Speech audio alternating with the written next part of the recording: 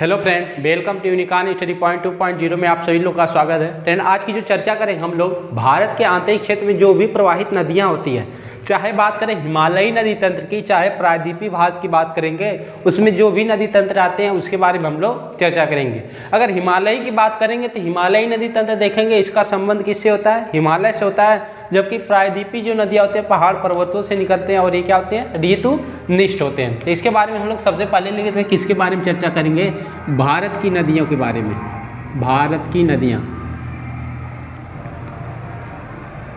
भारत की नदियाँ बात करेंगे तो ये कितने प्रकार की होती हैं? बात करेंगे इसके जो प्रकार होते हैं ये दो टाइप के होते हैं। दो टाइप की बात करेंगे तो इसमें क्या होता है? एक होता है हमारा हिमालयी नदी तंत्र। एक क्या होगा फ्रेंड? हिमालयी नदी तंत्र। और दूसरी की बात करेंगे, दूसरा क्या हो जाएगा हमारा? प्रायद्वीपीय नदी तंत्र। प्रायद्वीपीय नदी तंत्र। अब इसमें चर्चा कर लेते हैं। बात करेंगे हिमालयी नदी तंत्र का, तो यानी कि इसका संबंध किससे होगा फ्रेंड? इसका जो संबंध होगा वो ग्लेशियर से होगा। किससे होगा? ग्लेशियर से। इसमें बात करेंगे दो तीन नदियाँ आती हैं, इनके बारे में देख लेंगे तो क्या होगा? सबसे पहले जानेंगे सिंधु नदी तंत्र। सिंधु नदी को देखेंगे तो उसके अंतर्गत जो भी उसकी सहायक नदियाँ आती हैं उसके बारे में भी हम लोग चर्चा करेंगे। सिंधु नदी तंत्र। इसके बाद आ जाएगा गंगा नदी तंत्र। गंगा नदी तंत्र। इसी के अंतर्गत आ जाएगा आपका ब्रह्मपुत्रा नदी तंत्र। ब्रह्मपुत्रा नदी तंत्र। अब बात कर लेंगे इसके बाद प्रायद्वीपीय नदी तंत्र की बात करेंगे तो इसमें क्या होते हैं? ये दो टाइप का होता है। एक क्या होगा फ्रेंड? एक होगा पूर्वी प्रवाहित नदियाँ, एक होगा पश्चिमी प्रवाहित नदियाँ। पश्चिमी प्रवाहित नदियाँ, इनको दिशा के आधार पर दो पार्ट में विभाजित किया गया है। पश्चिमी प्रवाहित नदियाँ, इसमें बात करेंगे तो नर्मदा हो जाएगी, नर्मदा हो जाएगी, ताप्ती हो जाएगी।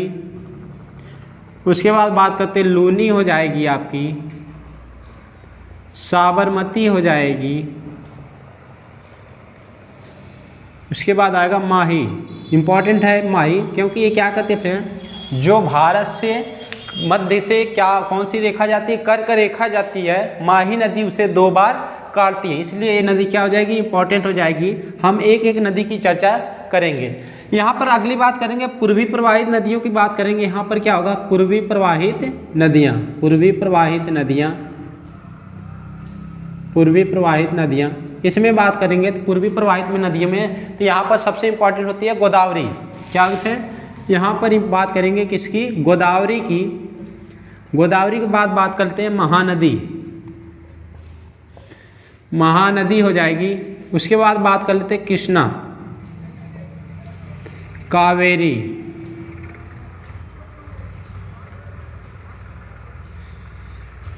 स्वर्णरेखा। यानी हम लोग इस वीडियो में इन सभी नदियों के बारे में चर्चा करेंगे। इंपॉर्टेंट नदियां हैं, यानी कि देखेंगे तो लगभग भारत में कितनी नदियां बहती हैं? भारत में देखेंगे लगभग 4000 से भी अधिक नदियां क्या होती हैं?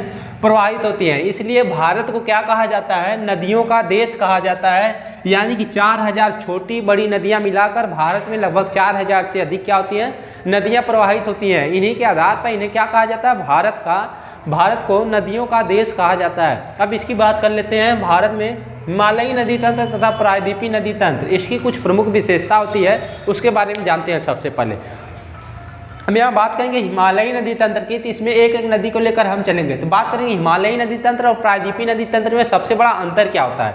तो यहाँ पर देखेंगे हिमालयी नदी तंत्र का जो उद्गम स्थल होता है वो किससे संबंधित होता है?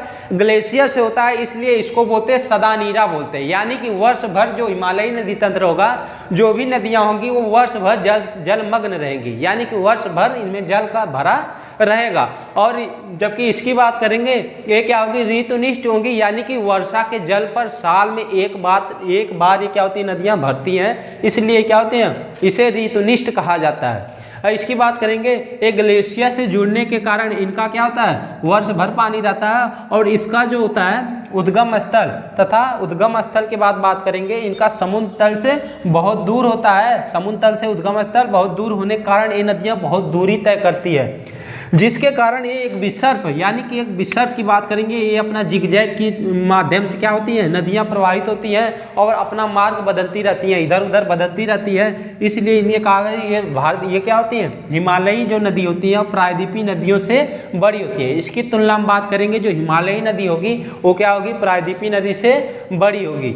और ये क्या होता है, जबकि प्रायद्वीपीय की बात करेंगे ये नदियाँ क्या होती हैं, छोटी होती हैं। प्रायः बात करेंगे नर्मदा और ताप्ती की, ये प्रायः सबसे छोटी छोटी नदियाँ होती हैं। और इनकी बात करेंगे ये क्या होती हैं, तो ये बड़ी नदियाँ होती हैं। बात करेंगे और ये उनकी बात कर लेते हैं। यहाँ पर ये नौका गमन के लिए क्या होता है, परिपूर्ण होता है। यहाँ पर नौका गमन के लिए यहाँ पर चलाया जा सकता है। जबकि इसकी बात करेंगे इसमें नौका गमन के लिए स्थायी नहीं होती है, क्योंकि ये क्या होती है, इसकी बात करेंगे तो ये क्या होते हैं, रिफ्ट वैली यानी कि भ्रंश घाटियों से प्रायद्वीपीय भाग की जो नदियाँ होती हैं ये किससे होकर बहती हैं, ये बहती हैं आपके भ्रंश घाटियों से। यानी भ्रंश घाटी उसे कहते हैं, दो पहाड़ी के बीच के क्षेत्र को क्या बोला जाएगा, भ्रंश घाटी बोला जाएगा या रिफ्ट वैली बोला जाता है। यानी कि इनकी जो होती है रफ्तार यानी कि स्पीड, इन नदियों की पानी की जो स्पीड होती है तेज होती है। और तेज होने के कारण ये जहाँ पर इनका मुहावना होता है, जहाँ पर नदियाँ गिरती हैं और उनके क्या कहते हैं, वहाँ पर सबसे बड़ा एस्च्यूरीज बनाते, गड्ढा बना देती है, जिसे एस्च्यूरीज कहा जाता है। इंपॉर्टेंट होता है फ्रेंड, यहाँ पर नर्मदा और ताप्ती पूछता है क्वेश्चन में, कौन सी निम्न में से कौन सी दो नदियां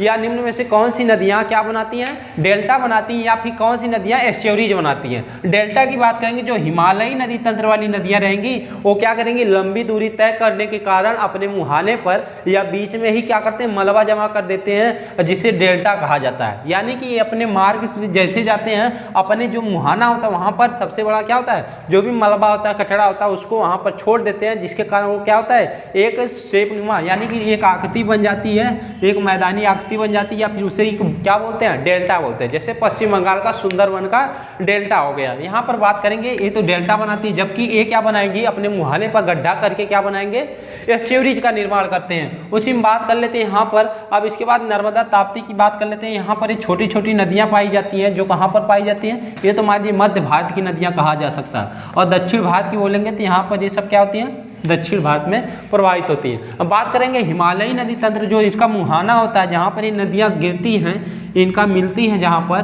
तो इनकी बात करेंगे कहाँ पर जाके गिरती हैं। तो यहाँ जो हिमालयी नदी तंत्र की देखेंगे तो ये पूर्वी प्रवाहित नदियाँ हो जाती हैं। ये कहाँ पर इनका जो होता है मुहाना जो होता है वो कहाँ होता है, पूरब में होता है, यानी कि पश्चिम बंगाल में। इनका देखेंगे सिंधु नदी तंत्र का कहाँ होता है, अरब सागर में होता है। कहाँ होता है, अरब सागर में ये नदी जाके गिरती है।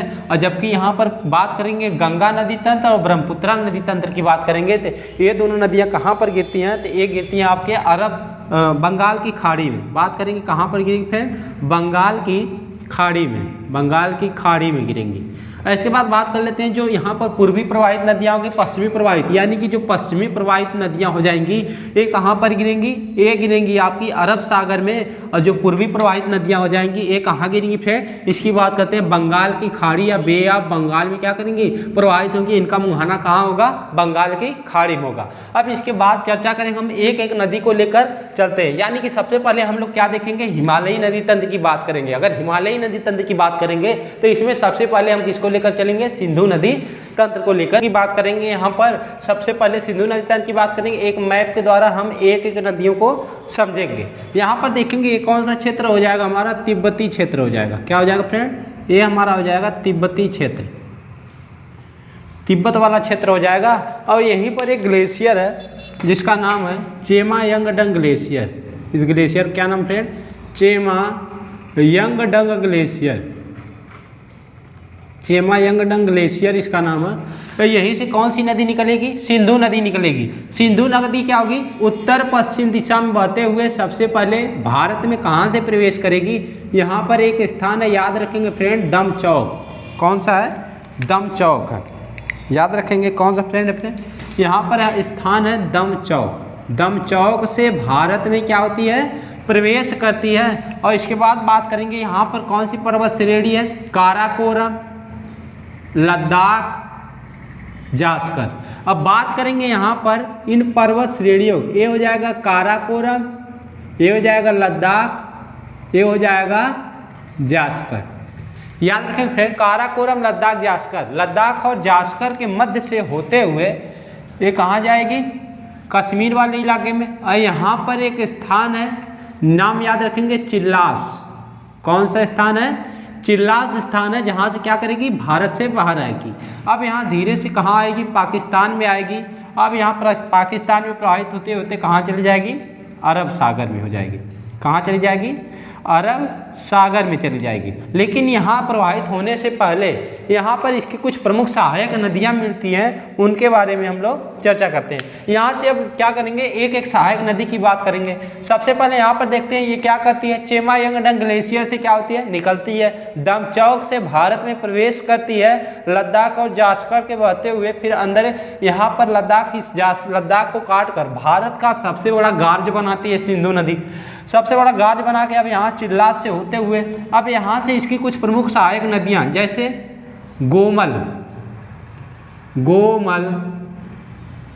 मिलेगी, काबुल मिलेगी, एक नदी आती है नीलम, पाकिस्तान की नदी है सब, याद रखें। फिर काबुल, गोमल तथा नीलम, ये तीन नदियां क्या होती हैं? इधर से आके मिलती हैं दक्षिण साइड से। बात करेंगे काराकोरम, लद्दाख से एक नदी मिलती है जिसका नाम क्या है? श्योक नाम है। क्या नाम है फ्रेंड? श्योक नाम है। श्योक नदी राइट साइड से मिलने वाली भारत की एक नदी है जो श्योक है, जो कहाँ मिलती है? ये मिलती है हमारे लद्दाख वाले क्षेत्र में। यहाँ पर आके हमसे क्या करती है? ये सिंधु नदी में मिल जाती है। अब इसके बाद बात करेंगे यहाँ पर इसकी कुछ और प्रमुख सहायक नदियों के बारे में बात करेंगे। तो यहाँ से नदी निकलती है सिंधु के बाद एक नदी निकलती है झेलम। पाकिस्तान का एक स्थान है फ्रेंड, यहाँ पर याद रखेंगे पंजाब में, यहाँ पर है मीठन कोट। क्या है?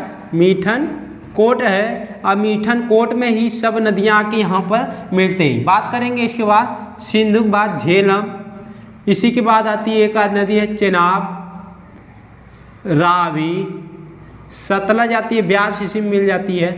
बात करेंगे ये सब आके कहाँ मिलती है? मीठन कोट में। यानी कि बात करेंगे यहाँ से सिंधु के बाद यहाँ पर एक नदी है झेलम, उसके बाद चेनाब, उसके बाद रावी, फिर बात करेंगे ब्यास, इसके बाद बात कर लेते हैं सतलज। यानी किसकी सब प्रमुख नदियां हैं। इसके बाद बात करेंगे यहाँ पर राइट साइड से, यानी कि दाएं साइड से मिलने वाली नदियों की बात करेगा तो श्योक, काबुल, गोमल तथा नीलम हो जाएंगी। और वही बात करेगा बाईं साइड से मिलने वाली नदियों के नाम बताइए, तो इसका क्या हो जाएगा? सिंधु। झेलम के सिंधु के बाद क्या हो जाएगा? झेलम, चेनाब, रावी, ब्यास, सतलज, इसकी क्या हो जाएगी? सबसे प्रमुख नदियां होंगी। यहाँ पर बात करते हैं अगर चेनाब की बात करेंगे तो सबसे बड़ी क्या हो जाएगी? ये प्रवाहित सबसे बड़ी इसकी सहायक नदी की बात करेंगे तो क्या हो जाएगा? इसका आंसर चेनाब नदी हो जाएगा। ये कहाँ पर मिलती है? पाकिस्तान का जो इलाका है, पाकिस्तान का जो ये इलाका है, इस मीठन कोट वाले का, यानी कि पश्चिमी जो पंजाब था पहले का, यहाँ पर क्या होती है? ये नदियाँ प्रवाहित होकर यहाँ पर आके क्या होती है? मिल जाती है। यानी कि ये क्या होती है? नदी अरब सागर में मिलने से पहले, अरब सागर में मिलने से पहले लगभग 2900 किलोमीटर की दूरी क्या करती है? पूरी तय करती है। यानी कि यहाँ पर बात कर लेते हैं इसकी लंबाई की, तो ये पूरी टोटल, यानी बात करेंगे ब्रह्मपुत्र की भी लंबाई कितनी है? 2900 किलोमीटर उसकी भी लंबाई है। गंगा की बात करेंगे 2525 किलोमीटर है। यहाँ पर इसकी सिंधु की बात करेंगे तो जो सिंधु नदी की बात करेंगे तो सिंधु नदी की जो लंबाई है लगभग कितनी हो जाएगी? 2900 किलोमीटर हो जाएगी, जो अरब सागर मिलने से पहले तय करती है। अब इसके बाद यहाँ पर कुछ इंपॉर्टेंट फैक्ट बनता है फ्रेंड, जहाँ से लगभग हमेशा क्वेश्चन बनते आ रहे हैं। यहाँ पर बात करेंगे 1960 का सिंधु जल समझौता, यानी कि 1960 की बात करेंगे 1960 का सिंधु जल समझौता, 1960 का सिंधु जल समझौता की बात करेंगे।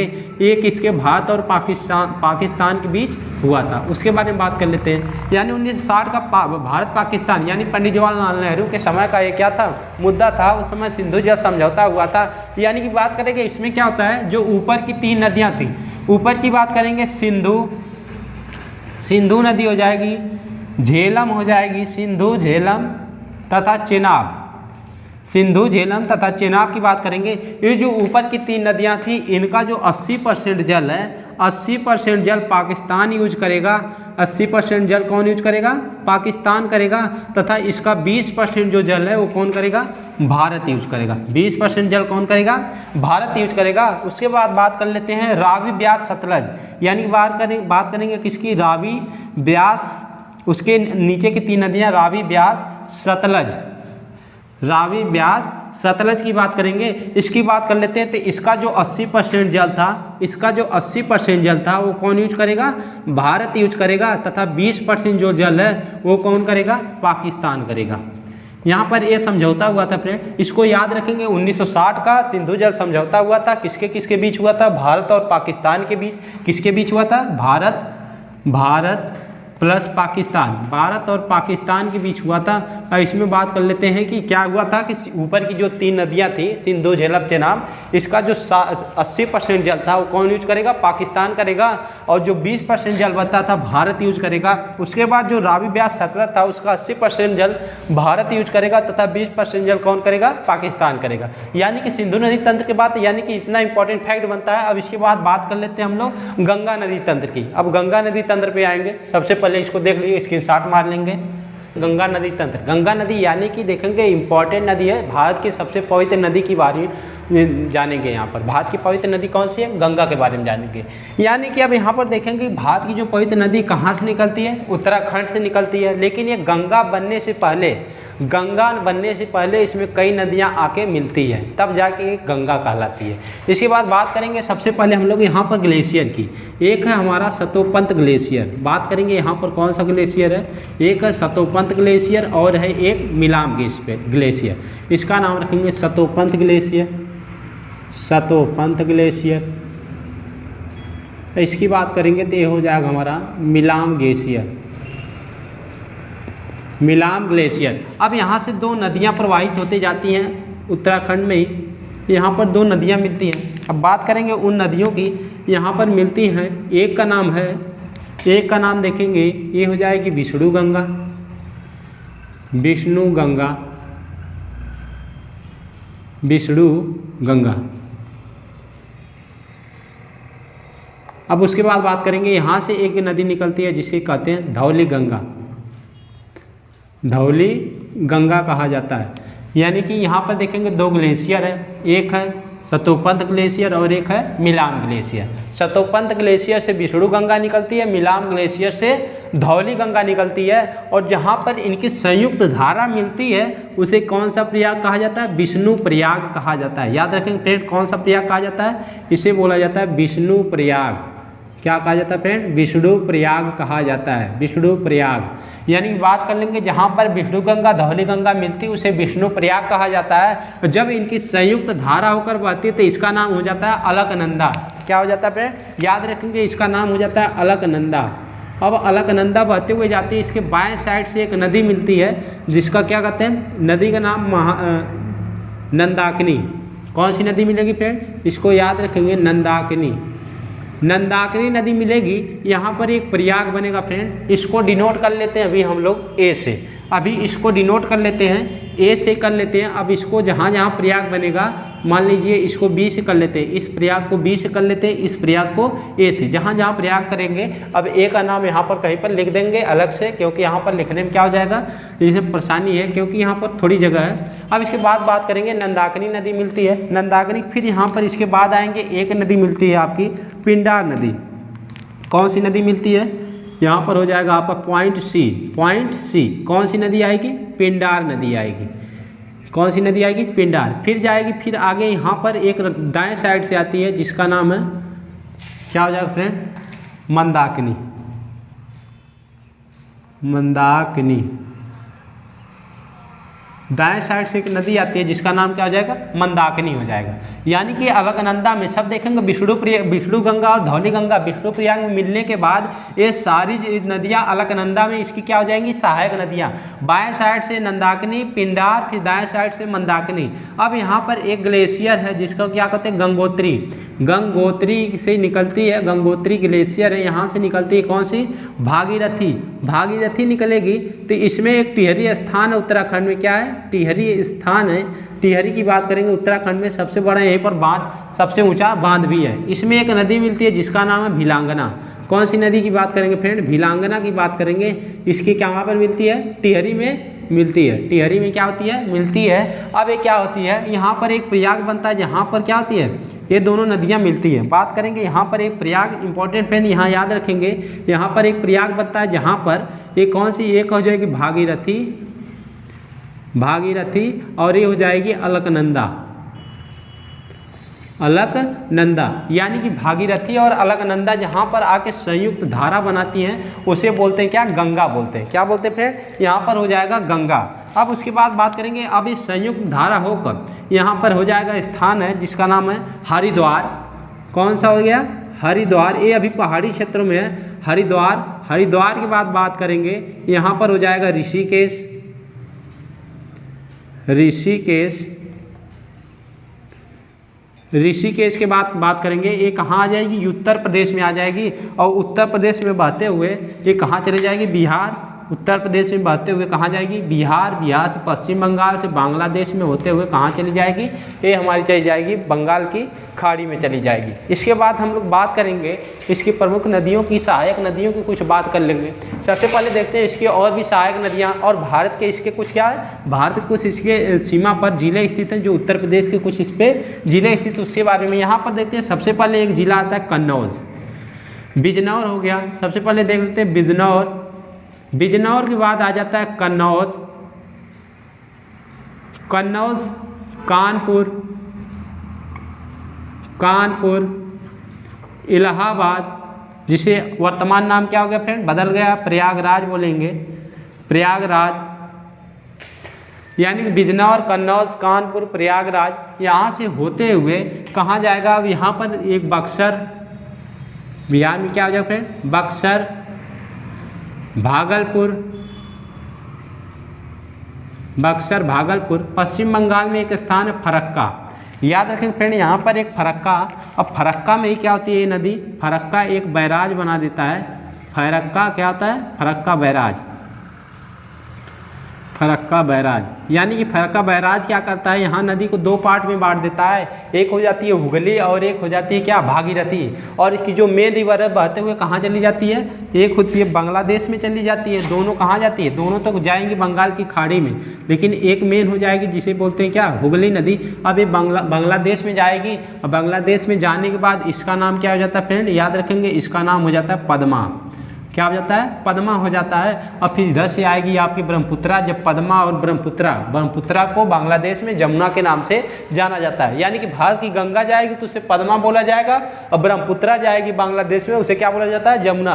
पद्मा और जमुना के मेल को क्या कहा जाता है, मेघना कहा जाता है। जब बंगाल की खाड़ी में गिरती है तो उसे क्या बोला जाता है, जमुना बोला जाता है। अब यहीं पर देखेंगे इसकी कुछ सहायक नदियाँ इसमें क्या होती हैं, आकर मिलती हैं। यहाँ पर सबसे पहले हम लोग बात कर लेते हैं प्रयाग की। तो प्रयाग की बात करेंगे यहाँ पर सबसे पहले, यानी कि देखेंगे यहाँ पर जहाँ पर बी है, बी को किससे डिनोट करेंगे, बी जो हमारा है यहाँ पर विष्णु प्रयाग बनेगा। कौन सा प्रयाग बनेगा, विष्णु प्रयाग बनेगा। याद रखेंगे फ्रेंड, विष्णु प्रयाग बनेगा। उसके बाद बात करेंगे, जब नंदाकिनी नदी अलकनंदा में मिलेगी तो क्या हो जाएगा, ये कौन सा प्रयाग बनेगा, नंद प्रयाग बनेगा। इसे ए से डिनोट किए, कौन सा प्रयाग बनेगा, नंद प्रयाग बनेगा, नंद प्रयाग बनेगा। अब उसके बाद बात कर लेते हैं, यहाँ पर कौन सी नदी आके मिली है, पिंडार नदी मिली है। तो पिंडार नदी को सी से डिनोट किए, सी को लिखेंगे, यहाँ पर लिखेंगे हम लोग कर्ण प्रयाग, कर्ण प्रयाग लिखेंगे। अब उसके बाद बात कर लेंगे, यहाँ से महानंदी, कौन सी नदी आएगी, मंदाकिनी आएगी। याद रखिए फ्रेंड, कौन सी नदी आएगी, मंदाकिनी आएगी। यानी कि इसको किससे डिनोट कर लीजिए, डी से डिनोट कर लीजिए। जब मंदाकिनी नदी आके मिलती है अलकनंदा में, यानी कि डी की बात करेंगे, डी हमारा कौन सा हो जाएगा, मंदाकिनी के मिलने को क्या बोलेंगे, यहाँ पर रुद्र प्रयाग बनेगा। कौन सा प्रयाग बनेगा फ्रेंड, रुद्र प्रयाग बनेगा, इसके संयुक्त धारा। यानी कि तब भी क्या हो जाएगी, अलकनंदा ही रहेगी। अलकनंदा मिले, मंदाकिनी मिले, अलकनंदा, पिंडार, अलकनंदा, नंदाकिनी, कोई भी नदी मिलेगी इसका नाम क्या रहेगा, अलकनंदा रहेगा। लेकिन अब यहाँ से क्या होता है, गंगोत्री से निकलती है कौन सी नदी निकलेगी, यहाँ पर ये है भागीरथी। कौन सी नदी है, याद रखें फ्रेंड, कौन सी नदी है, भागीरथी निकलती है।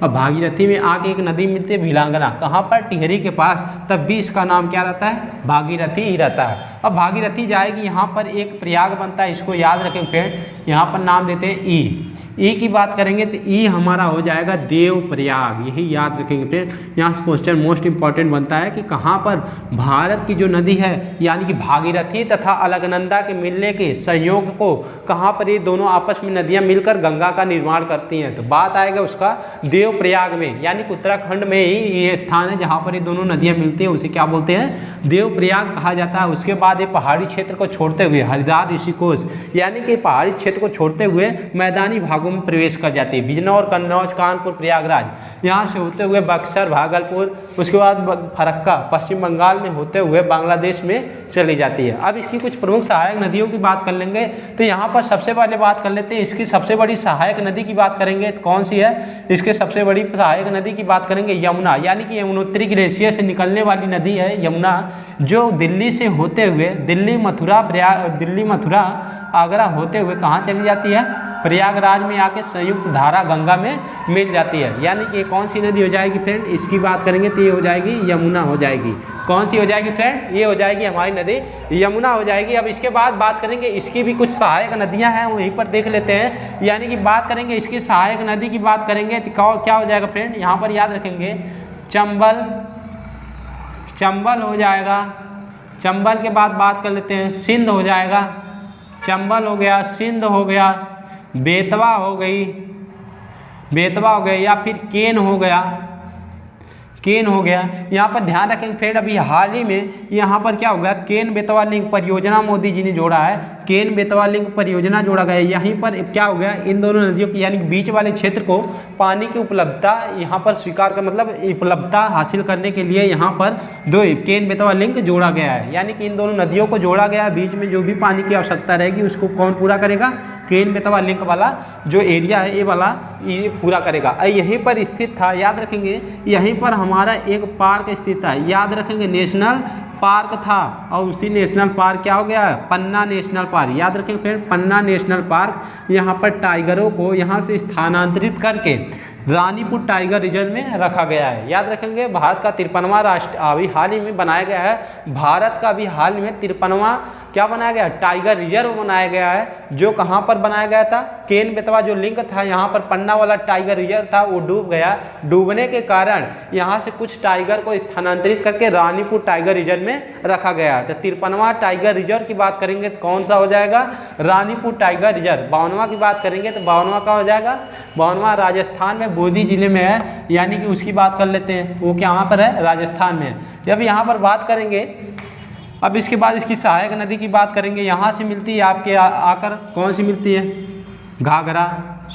यहाँ पर मिलती है रामगंगा, रामगंगा गोमती, और यहाँ पर बिहार में आके मिलती है, याद रखें फिर कोसी, घाघरा, गंडक। यानी बात करेंगे कोसी हो गया, कोसी, गंडक, घाघरा, ये सब इसकी क्या है, गंगा की प्रमुख सहायक नदियाँ। यानी कि एक जबलपुर से नदी, याद रखें फ्रेंड, यहाँ पर हमारा एक मध्य प्रदेश का जबलपुर स्थान है, जबलपुर क्या है, स्थान है। जबलपुर से एक नदी निकलती है जिसका नाम क्या है, सोन है, जो कहाँ मिलती है, जाके बक्सर मिलती है। यानी कि यहाँ पर देखेंगे, यानी कि दक्षिण भाग से निकलते हुए नदी आती है जो कहाँ पर, उत्तर में, यानी कि बक्सर में मिलती है। कौन सी नदी है, सोन नदी है। कौन सी, याद रखें फिर कौन सी नदी है, सोन नदी है, जो कहाँ मिलती है, बक्सर में, बिहार के। और बिहार का शोक किस नदी को कहा जाता है, तो याद रखेंगे जो कोसी नदी है क्या करती है, अपना मार्ग बदलने के कारण इसे बिहार का शोक कहा जाता है। यानी कि यहाँ तक हम लोग देख लिए जो भी इंपॉर्टेंट गंगा नदी तंत्र से जो भी इंपॉर्टेंट नदियाँ थी, एक मैप के जरिए हम लोग समझ लिए। ब्रह्मपुत्रा नदी तंत्र, ब्रह्मपुत्रा नदी की तंत्र की बात करेंगे तो ये कहाँ से निकलती है, इसके बारे में हम लोग, और इम्पॉर्टेंट जो भी फैक्ट बनता है, जैसे माजुली नदी द्वीप किस राज्य में बनता है, सबसे बड़ा नदी द्वीप बनता है। और उसके बाद बात करेंगे इसका अन्य जगहों पर अलग अलग नाम होता है, उसके बारे में भी हम लोग चर्चा करेंगे। यहाँ पर देखेंगे सबसे पहला अगर हम बात करेंगे यहाँ पर कहाँ से निकलती है, तो ये हमारा हो जाएगा मानसरोवर। क्या हो जाएगा फ्रेंड, इसको याद रखेंगे, क्या हो जाएगा, ये हमारा हो जाएगा मानसरोवर, तिब्बती वाला क्षेत्र मानसरोवर। मानसरोवर से ये क्या करती है, ये निकलती है, मानसरोवर से निकलती है। अब मानसरोवर से होते हुए तिब्बती क्षेत्र पकड़ते हुए कहाँ जाती है, अरुणाचल प्रदेश। अरुणाचल प्रदेश की बात करेंगे तो ये हमारा जो क्षेत्र है क्या हो जाएगा फ्रेंड, यहाँ पर याद रखेंगे ये वाला ऊपर वाला क्षेत्र ये हमारा क्या है, अरुणाचल प्रदेश है। क्या है? अरुणाचल प्रदेश। ये हमारा हो जाएगा अरुणाचल प्रदेश हो जाएगा। उसके बाद बात करेंगे ए वाला जो पार्ट है हमारा, ए वाला पार्ट क्या हो जाएगा फ्रेंड, इसको याद रखेंगे। ए वाला जो पार्ट है ये हो जाएगा असम। असम हो जाएगा। असम के बाद बात करेंगे यहाँ पर, असम के बाद ये हमारा असम हो जाए। असम से होते हुए नदी कहाँ चली जाएगी? नीचे। अब यहाँ पर बात कर लेते हैं हम लोग। सबसे पहले अगर ये ब्रह्मपुत्रा नदी आई तो इसे बोला जाता है तिब्बती क्षेत्र में, तिब्बत में इसे क्या कहा जाता है? तिब्बत में इसे यारलुंग जांगपो कहा जाता है। यारलुंग जांगपो, या फिर इसे कहा जाता है सांगपो। याद रखेंगे, दोनों नाम रखेंगे याद। यारलुंग जांगपो या सांगपो यानी कि सांपों की नदी कहा जाता है। इस ब्रह्मपुत्रा को क्या कहा जाता है? अभी इसका नाम फ्रेंड क्या है? मानसरोवर से निकली तो इसका नाम यारलुंग जांगपो या फिर सांगपो है। अभी इसका नाम ब्रह्मपुत्रा नहीं है। अब इसके बाद बात करेंगे, हाँ अरुणाचल प्रदेश एक दर्रा है। अरुणाचल प्रदेश में एक दर्रा है जिसको एक काट कर भारत में प्रवेश करती है। उसका नाम क्या फ्रेंड? यांगयाप दर्रा है। कौन सा दर्रा है? यांगयाप दर्रे को काट कर ये अरुणाचल प्रदेश राज्य से भारत में क्या करती है? प्रवेश करती है। अब यहाँ से बात करेंगे सबसे पहले तो यहाँ पर जब ये भारत में प्रवेश करती है, जब ये भारत में प्रवेश करती है तो इसका नाम क्या हो जाता है? भारत में प्रवेश करने के बाद ये असम में जाएगी। असम होते हुए ये कौन सा क्षेत्र हो जाएगा? ये हो जाएगा असम। असम से होते हुए कहाँ जाएगी? बांग्लादेश में जाएगी। कहाँ जाएगी फ्रेंड? याद रखें, कहाँ जाएगी? बांग्लादेश में जाएगी। अब यहाँ पर याद रखते हैं इसका अलग अलग नाम। यहाँ अरुणाचल प्रदेश में जो ही यहाँ पर प्रवेश करेगी इसका नाम हो जाता है दिहांग। कौन सा हो जाएगा? याद रखें फ्रेंड, कौन सा क्या नाम हो जाएगा इसका? दिहांग। यानी कि पहले सांगपो या फिर यारलुंग जांगपो कहा जाता था, लेकिन अब क्या कहा जाएगा? दिहांग कहा जाएगा। अब इसमें यहाँ से नदियाँ मिलती हैं। यहाँ पर 2-3 प्रमुख नदियाँ पासीघाट के पास आके मिल जाती हैं। अब यहाँ पर जब नदियाँ मिलती है, एक होती है लोहित नदी। याद रखें फ्रेंड, लोहित हो गई। लोहित के बाद बात करेंगे यहाँ पर एक है दिबांग। दिबांग, दो नदियों की बात करेंगे, लोहित और दिबांग। यानी कि यहाँ पर एक स्थान है पासीघाट, असम में स्थान है पासीघाट। पासीघाट के पास मिलने के बाद इसका नाम हो जाता है ब्रह्मपुत्रा।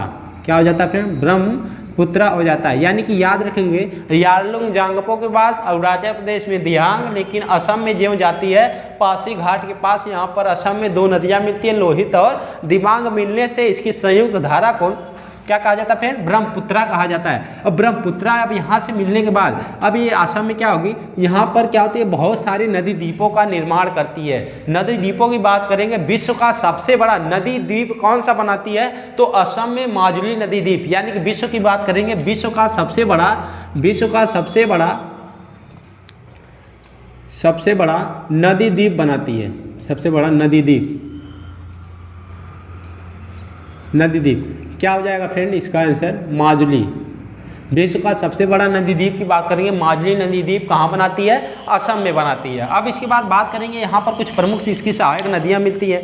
यानी कि यहाँ पर देखेंगे इसकी प्रमुख सहायक नदियों की बात करेंगे तो कामेंग हो जाएगी, कामेंग, मानस, सुवनसिरी,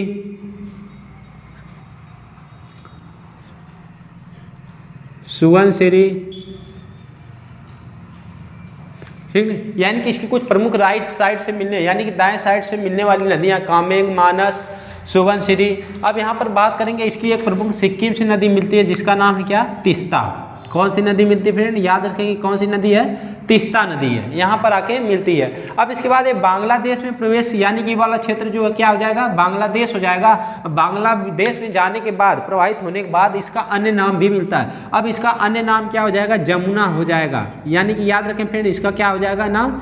जमुना हो जाएगा। यानी कि भारत से जाने वाली नदी गंगा की बात करेंगे तो गंगा पद्मा हो जाती है। गंगा क्या होती है? पद्मा हो जाती है। वहाँ जाने के बाद पद्मा, और वो क्या हो जाती है? जमुना। बांग्लादेश में जाने के बाद क्या होती है? जमुना। अब यहीं पर बात करेंगे जब जमुना और पद्मा, बात करेंगे जमुना और पद्मा पद्मा के मेल को क्या बोलते हैं, बांग्लादेश में मिलती है जब बंगाल की खाड़ी में, इसे मेघना कहा जाता है। याद रखेंगे फ्रेंड, यानी कि जमुना तथा पद्मा यानी कि गंगा और ब्रह्मपुत्रा के मेल को क्या कहा जाता है, मेघना कहा जाता है, जबकि वो बंगाल खाड़ी में मिलने से पहले। अब इसकी बात करेंगे तो इसकी संपूर्ण लंबाई की बात करेंगे, इसकी टोटल लंबाई 2900 किलोमीटर है। याद रखें फ्रेंड, इसकी टोटल लंबाई की बात करेगा कितनी हो जाएगी, 2900 किलोमीटर है, जबकि गंगा की लंबाई की बात करेगा तो क्या हो जाएगा, 2525 किलोमीटर। भारत की ये सबसे बड़ी नदी, सबसे लंबी नदी की बात करेगा तो सबसे लंबी नदी जो भारत की है कौन सी है, गंगा नदी है।